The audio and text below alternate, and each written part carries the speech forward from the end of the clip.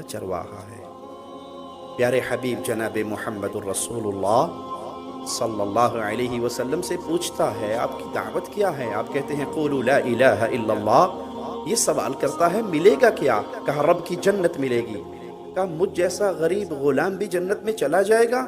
کہا اس کو اقرار کر لے، مان لے، تسلیم کر لے، دل کے نہال خانوں میں اتار لے، تجھے بھی اللہ اپنی جنتوں کا مہمان بنا دے گا۔ بکریوں کا کیا کروں؟ فرمایا ہانک دے۔ بکریاں ہانکتا ہے، اشہد ان لا الہ الا اللہ کا ترانہ گاتا ہے، میدان عمل میں اترتا ہے۔ میدان کارزار گرم تھا، پیارے حبیب صلی اللہ علیہ وسلم کا اہل کفر کے ساتھ پہلے ہی حلے میں شہید ہوتا ہے، رب کی جنت کا مہمان بنتا ہے۔ میرے آقا فرماتے ہیں بہت تھوڑا عمل کر کے بہت بڑی جنت کا وارث بن گیا۔